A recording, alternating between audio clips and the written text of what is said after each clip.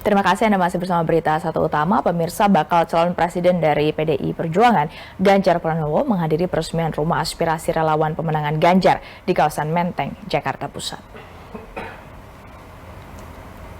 Ganjar tampak tiba sekitar pukul 3 sore tadi dengan mengenakan kemeja hitam. Gubernur Jawa Tengah ini langsung dikerumuni para relawan, ada yang mau bersalaman, ada juga yang sekadar ingin melihat Ganjar dari dekat. Relawan meneriakkan Ganjar Presiden. Dalam acara ini turut juga hadir Sekjen PDIP Hasto Kristianto, ada Ketua DPP PDIP Ahmad Basarah, PLT Ketum P3 Mardiono, juga ada Ketua DPP P3 Ahmad Baidowi. Hadir pula ratusan perwakilan dari berbagai elemen relawan.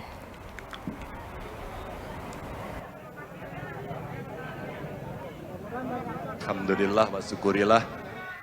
Wala khala wala quwata illa billah, amma ba'du. Bapak Ibu, tadi sudah banyak sekali sambutan yang diberikan. Hari ini saya merasa terhormat. Hari ini tugas yang diberikan tidak mudah.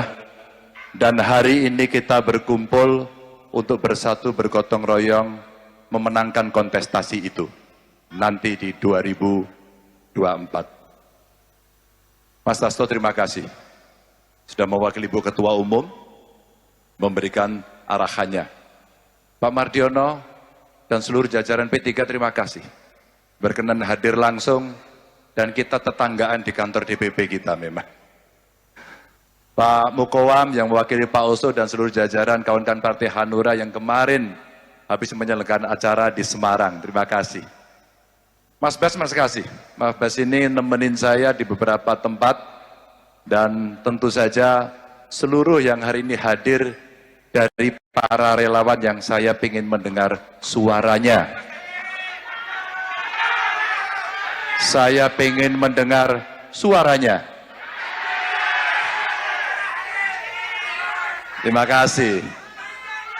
Saya lebih mantap lagi karena hadir para senior partai yang ada di sini, yang ada di fraksi, di DPR RI, di DPRD semuanya, dan tentu saja saya bersama istri saya datang ke sini untuk berjumpa dengan Bapak Ibu sekalian. Teman-teman, ada fenomena menarik dan 2 kali Pilpres kemarin. Ada komunikasi politik yang baru. Presiden Joko Widodo menyinggung soal keberlanjutan pembangunan saat berpidato di upacara peringatan Hari Lahir Pancasila pagi tadi. Jokowi menegaskan perjuangan tidak boleh terhenti meski pemerintahan berganti.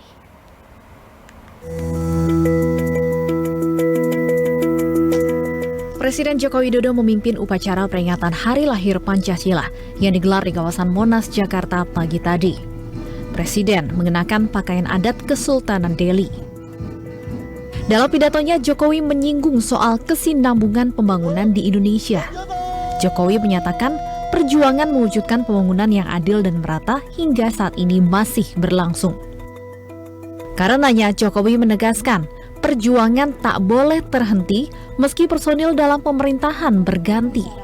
Dapat membubarkan pasukannya. Saat ini kita masih terus berjuang untuk menghadirkan pembangunan yang adil dan merata. Ini butuh kesinambungan dan keberlanjutan. Personil dalam pemerintah bisa berganti, tapi perjuangan tak boleh berhenti. Keadilan, pemerataan, dan kesejahteraan adalah yang ingin kita wujudkan melalui reformasi struktural, peningkatan kualitas SDM, hilirisasi industri, dan pembangunan ibu kota Nusantara. Menurut Presiden, kekayaan negeri ini harus bermanfaat maksimal bagi rakyat, terutama mereka yang tinggal di luar Pulau Jawa. Ihsan Ali, Ade Suherman, BTV. Presiden Jokowi berharap pembangunan terus berlanjut meskipun terjadi pergantian pemerintahan. Apa makna di balik pidato Jokowi tadi? Kita akan bahas bersama dengan Johannes Joko, tenaga ahli utama kantor staf Presiden, dan juga Adi Praitno, Direktur Eksekutif Parameter Politik Indonesia. Selamat sore, Mas Johannes, Mas Adi. Selamat sore, Mbak Stefani. Selamat sore, Mas Adi. Iya, Saya mau ke Mas Johannes dulu. Mas Johannes, dalam pidato di peringatan Hari Lahir Pancasila tadi, Presiden Jokowi mengatakan personil dalam pemerintah bisa berganti, tetapi perjuangan tak boleh berhenti. Apa sebenarnya pesan yang mau disampaikan Presiden Jokowi, Mas Johannes? Ya, sebenarnya kalau kita lihat kan ini sebenarnya berulang kali Bapak Presiden juga menyampaikan di berbagai kesempatan dan berbagai forum begitu Mbak Stefani, bahwa bangsa Indonesia hari ini dengan segala situasi yang sudah kita hadapi dari sekian tahun terakhir ini, bagaimana kalau kita lihat pandemi COVID, kita di awal pandemi COVID banyak bahkan bangsa kita sendiri tidak pede menghadapi pandemi COVID, bangsa-bangsa lain juga sudah waktu itu juga menilai bangsa kita juga akan mengalami collapse karena pandemi COVID. Kenyataannya bangsa kita mampu bertahan begitu, Mbak. Yang kedua juga ketika kita melihat hari ini situasi geopolitik yang terus memanas, sementara dalam situasi itu muncul krisis pangan, tapi bangsa Indonesia sekali lagi Mbak, kita bisa mengatasi tantangan-tantangan itu semua gitu. Nah, situasi ini kan tentu bukan sesuatu yang datang tiba-tiba begitu, jatuh tiba-tiba, tetapi adalah sebuah situasi yang memang sudah dijaga, situasi yang diusahakan bersama seluruh komponen elemen masyarakat begitu, dan juga seluruh hasil dari kerja-kerja program-program pemerintah yang terus berkelanjutan dan berkesinambungan. Ini yang menjadi titik poin dari Bapak Presiden terkait hal itu adalah bahwa perlunya keberlanjutan terhadap apapun yang sudah ada hari ini, dan juga perlu berkesinambungan dari pembangunan ini, karena bagaimanapun juga Bapak Presiden juga terus selalu menyampaikan contoh bagaimana yang terjadi di negara-negara Amerika Latin dan juga terjadi di negara-negara yang terjadi di Afrika Selatan. Mereka adalah negara yang berkembang sudah sejak dari puluhan tahun yang lalu, sejak 50 tahun yang lalu. Tetapi statusnya hari ini masih tetap negara berkembang, terus tidak ada kemajuan. Kenapa? Karena memang kondisinya adalah pergantian pemerintahan atau pergantian kepemimpinan itu tidak berkelanjutan, tidak berkesinambungan. Situasi-situasi politik itu tidak membuat negara-negara, momentum-momentum politik itu tidak membuat negara-negara itu maju ke depan, tetapi pergantian kekuasaan selalu dimulai lagi dengan pergantian program, pergantian kekuasaan selalu dimulai lagi dengan pergantian cara kerja, yang akhirnya ujungnya ya maju mundur tidak maju menjadi negara yang maju seperti yang diharapkan. Itu sih Mbak sebenarnya. Misalnya berarti tidak jauh berbeda juga dengan pidato Presiden Jokowi ketika menghadiri Musra ya, Mas Johannes, tentang momen krusial 13 tahun ini yang jangan sampai kita lewati karena tidak akan datang dua kali untuk kita bisa loncat menjadi negara maju. Betul Mbak, itu pun yang setahu dalam catatan kami di kantor staf Presiden selain di Musra, itu pun yang selalu disampaikan oleh Bapak Presiden, baik dalam pertemuan dengan para ketua-ketua partai politik, kemudian pada saat bertemu dengan relawannya di Musra, dan kemarin yang terakhir yang sempat ramai masalah cawe-cawe itu pertemuan Bapak Presiden dengan para pimpinan media redaksi begitu. Kenapa hal ini selalu terus-menerus disampaikan? Ya memang kita sekarang ini, bangsa ini sedang berada pada titik persimpangan begitu. Kalau salah, kalau misalnya arahnya tidak sesuai dengan track yang sama-sama kita jalanin hari ini, ya sekali lagi bisa jadi kita akan mundur lagi menjadi sebagai sebuah bangsa gitu. Mas Adi, kalau Mas Adi membacanya apa? Mengapa Presiden Jokowi menggunakan kata-kata perjuangan tidak boleh berhenti walaupun mungkin personel pemerintahnya berganti? Ya, bagi saya Jokowi ingin memastikan the next successor di 2024 adalah mereka yang memastikan semua hal yang sudah dilakukan oleh Jokowi itu bisa dilanjutkan. Jokowi mungkin merasa selama 10 tahun ini membangun batu bata fondasi ekonomi, membangun batu bata fondasi soal terkait dengan infrastruktur, tentang demokrasi, penegakan hukum, dan seterusnya, itu bukan perkara gampang. Apalagi di periode kedua ini sebenarnya kalau mau jujur hampir 2 tahun setengah, Jokowi itu nyaris tidak bisa melakukan satu manuver politik yang cukup luar biasa mengingat pandemi COVID yang memang hampir melanda seluruh dunia termasuk Indonesia. Oleh karena itu, kalau melihat kecenderungan rata-rata, Jokowi hanya ingin menegaskan satu hal, Presiden di 2024 hasil pemilihan yang dilaksanakan secara langsung 14 Februari adalah mereka yang harus mampu menjamin sustainability development. Jadi keberlangsungan pembangunan ini yang selalu diulang oleh Jokowi di berbagai forum, termasuk di forum-forum pada relawan politiknya. Jokowi sebagai presiden layak khawatir. Khawatir dalam arti bahwa takutnya segala hal yang dilakukan itu di downgrade, segala hal itu tidak dilanjutkan, segala hal yang sudah susah payah dibangun oleh Jokowi itu bukan dibanggakan, bukan dilanjutkan, tapi misalnya dianggap gagal total. Kan ini yang sebenarnya diwanti-wanti betul oleh Jokowi bahwa nantinya yang jadi presiden di Republik Indonesia harus melanjutkan semua hal ini, karena membangun Indonesia itu bukan perkara gampang, apalagi menghadapi pandemi COVID, transisi 2023 sampai ke depan itu adalah pekerjaan rumah yang menurut saya cukup serius ya. Kalau di negara-negara lain mungkin ada yang kemudian gagal, ada yang kemudian babak belur pada faktor ekonominya. Tapi di Indonesia dalam berbagai hal harus diakui, meski pertumbuhan ekonomi kita tidak bisa dibanggakan, tapi minimal kita itu tidak resesi, kita itu tidak inflasi. Jadi transisi dari pasca COVID untuk menuju Indonesia yang jauh lebih besar, itu harus dipastikan dilanjutkan oleh mereka yang memang punya style, punya fashion, dan punya orientasi politik yang sama dengan Jokowi. Mas Adi, kan yang sebenarnya disampaikan oleh Jokowi. Mas Adi, ini kan bukan hanya sekali ini saja narasi keberlanjutan, berkesinambungan yang disampaikan oleh Presiden Jokowi. Dengan approval rating Presiden Jokowi yang di atas 70%, menurut Anda ini signifikankah untuk bisa kemudian memengaruhi preferensi pemilih untuk mencari sosok Presiden nantinya dalam Pilpres 2024 yang dinilai atau dipercaya bisa melanjutkan program-program atau pencapaian dari Presiden Jokowi? Secara faktual itu tidak bisa dibantah. Semakin tinggi tingkat kepuasan publik terhadap kinerja Jokowi, semakin besar approval rating, penerimaan publik terhadap segala hal yang sudah dilakukan oleh Jokowi, maka petuah politik Jokowi, maka endorsement politik Jokowi, maka dukungan politik Jokowi terhadap salah satu calon di Capres 2024 akan berdampak secara signifikan. Karena masyarakat akan cenderung memilih siapapun nantinya yang kelihatan di-endorse secara terbuka oleh Jokowi. The end of the day-nya tentu menjelang pencoblosan di TPS 14 Februari. Oleh karena itu, semakin besar tingkat kepuasan publik, maka akan semakin besar petuah-petuah politik yang sepertinya akan memberikan dampak secara signifikan kepada Jokowi. Inilah yang kemudian menyebabkan kenapa begitu banyak tokoh-tokoh elit-elit yang kelihatannya punya intensi maju di Pilpres itu berebut untuk mendekati Jokowi, berebut untuk mendapatkan endorsement Jokowi. Bahkan di luar PDIP pun juga banyak yang berebut. Padahal orang juga tahu kan, PDIP itu the one and only, kadernya adalah Jokowi, yang sama dengan Ganjar Pranowo misalnya. Tapi kan di luar PDIP begitu banyak orang yang mencoba untuk teridentifikasi sebagai orangnya Jokowi. Mas Adi, kalau kita lihat kan berbagai survei kemudian menunjukkan, mungkin bisa ditampilkan juga bagaimana memang dari survei tampak sosok yang dinilai atau paling dipercaya bisa meneruskan program-program Jokowi adalah sosok Ganjar Pranowo. Apakah ini berarti nanti bisa mendapatkan insentif elektoral secara langsung dengan terus-menerus ada narasi keberlanjutan?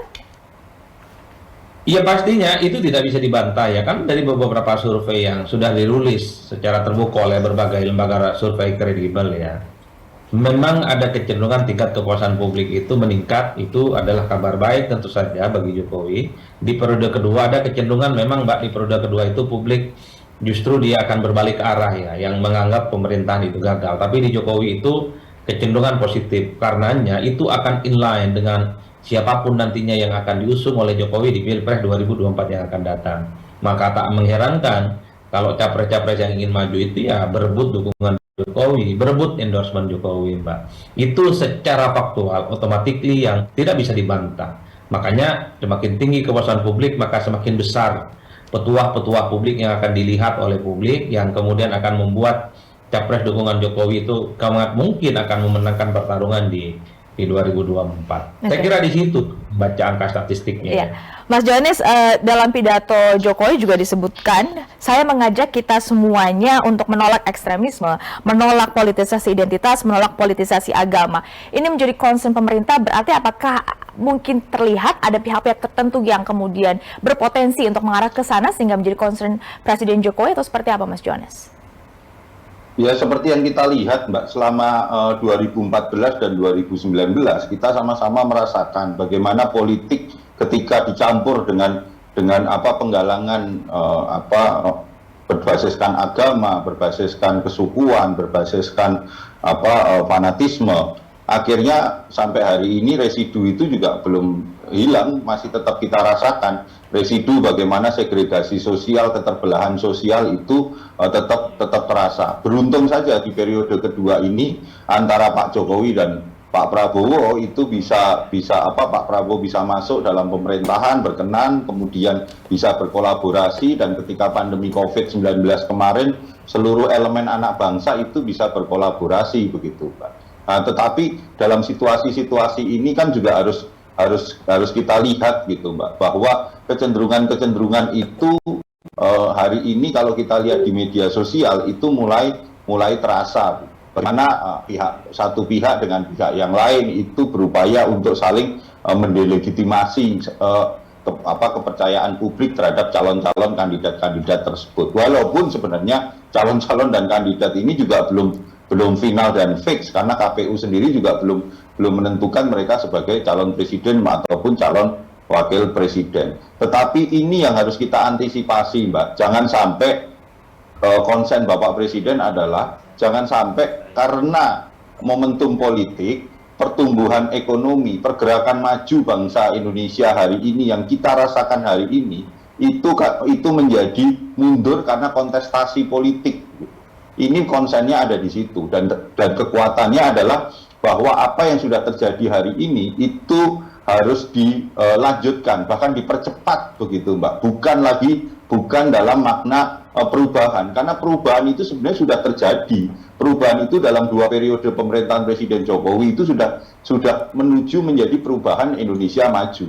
Tetapi perubahan inilah yang harus lebih dipercepat lagi agar perubahan-perubahan ini betul-betul dirasakan masyarakat dan betul-betul pemerataan dan kesetaraan itu terasa begitu, Pak. Itu yang selalu berulang kali disampaikan Bapak Presiden dengan semangat Indonesia sentris, semangat bagaimana membangun Indonesia ini dalam kebinekaan dengan kekuatan-kekuatan yang ada, dengan seluruh elemen yang ada, sehingga seluruhnya itu betul-betul merasakan keadilan dan pemerataan. Begitu. Baik, sayang sekali waktu kita sudah habis. Terima kasih banyak Mas Johannes dan juga Mas Adi sudah bergabung bersama Berita Satu Utama.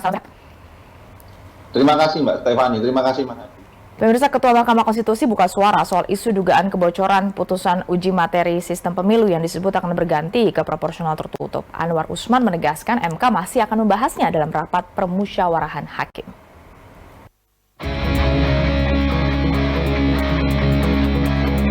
Gaduh soal sistem pemilu akan tetap proporsional terbuka atau berganti menjadi proporsional tertutup. Polemik ini kembali menguat setelah Wakil Menteri Hukum dan HAM Denny Indrayana mengaku mendapatkan informasi putusan MK yang disebut akan menggolkan sistem pemilu proporsional tertutup. Padahal MK belum ketuk palu.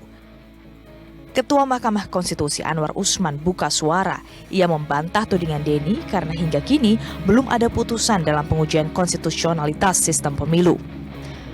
Rabu lalu, 10 pihak terkait dengan perkara baru menyerahkan kesimpulan ke Kepaniteraan Mahkamah Konstitusi. Selanjutnya, 9 hakim akan menggelar rapat permusyawaratan hakim. Itu saya bilang apa yang bocor orang belum putus. Kalau pengujian undang-undang itu batas waktunya tidak ada. Itu tergantung juga dari para pihak. Jadi bukan hanya tergantung dari MK. Nah ini yang terkait dengan itu, undang-undang pemilu khusus mengenai proporsional terbuka dan tertutup, itu pihak terkaitnya ada sekitar 15. Ada targetnya sendiri? Ya insya Allah dalam waktu dekat. Dalam bulan Juni ini Pak, misalnya Pak? Ya mudah-mudahan. Wakil PPR Arsul Sani mengaku yakin Mahkamah Konstitusi akan menunjukkan sikap kenegarawan dalam memutus uji materi sistem pemilu. Ini harapan ya, MK itu tidak kemudian secara sederhana kemudian katakanlah memutuskan apakah tetap terbuka atau tetap tertutup, tetapi memberikan katakanlah ya arahan nilai-nilai konstitusionalitas pemilu ya agar demokrasi kita itu lebih baik. Kita punya keyakinan bahwa MK akan memutus ini dengan perspektif kenegarawan yang jauh, bukan hanya sekedar soal-soal yang sifatnya praktis. Sistem pemilu itu kan hal-hal yang praktis saja yang bisa saja memang dari dan kita sudah mengalaminya dari satu waktu ke waktu yang lain itu berubah atau ada variasinya. Partai-partai politik tak mau tinggal diam. 8 fraksi di DPR menggelar konferensi pers Selasa lalu, menyuarakan penolakan terhadap sistem pemilu proporsional tertutup. Mereka mengaku khawatir tahapan pemilu yang telah berlangsung bisa terganggu. Hanya fraksi PDI Perjuangan yang tetap teguh mendukung sistem pemilu dengan proporsional tertutup. Tim Liputan B-Universe.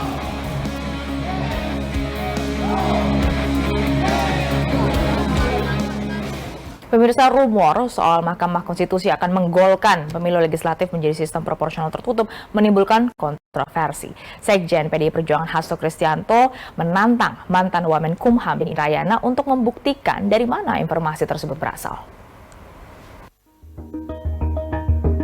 Pernyataan mantan Wakil Menteri Hukum dan HAM Denny Indrayana soal Mahkamah Konstitusi yang disebut akan mengembalikan sistem proporsional tertutup atau hanya mencoblos partai pada Pileg 2024 mendatang menjadi polemik. Munculnya berbagai tanggapan termasuk soal tudingan pembocoran rahasia negara membuat Denny buka suara. Ia membantah tuduhan kepada dirinya. Menurut Denny, langkahnya membuka ke publik soal informasi itu sebagai cara untuk mengawal Mahkamah Konstitusi agar tak dijadikan alat untuk strategi memenangkan pemilu oleh pihak-pihak tertentu. Inilah bentuk transparansi, inilah bentuk advokasi publik pengawalan terhadap putusan Mahkamah Konstitusi. Khawatir Mahkamah Konstitusi punya kecenderungan sekarang dijadikan alat untuk strategi pemenangan pemilu. Sekjen PDI Perjuangan Hasto Kristianto meminta Denny Indrayana bertanggung jawab karena telah menimbulkan spekulasi politik yang bisa menjadi liar di tengah masyarakat. Denny ditantang untuk mengungkapkan siapa pihak yang memberinya informasi yang ia sebut sebagai sumber kredibel. Sementara itu, Menko Polhukam Mahfud MD mendorong MK untuk melakukan pemeriksaan di internal. Mahfud menegaskan dugaan kebocoran ini harus diusut tuntas. Iya, saya katakan kalau betul itu bocor itu salah. Yang salah satu yang membocorkannya di dalam, saya tadi sudah ke MK supaya diusut siapa di dalam yang suka bicara itu. Kalau memang sudah diputuskan memang bocor, itu kan bisa tidak bocor. Juga Denny juga supaya menjelaskan bahwa itu benar dan itu nanti tentu akan terlihat dalam perjalanan waktu siapa yang benar, siapa yang salah. Tapi tidak boleh sebuah putusan belum diketok, itu tidak boleh bocor ke orang. Kalau diketok itu harus disebarkan agar tidak ada yang mengubah. Mahkamah Konstitusi sendiri sampai saat ini belum memutuskan gugatan soal mekanisme pemilihan legislatif di pemilu 2024. Tim Liputan B-Universe.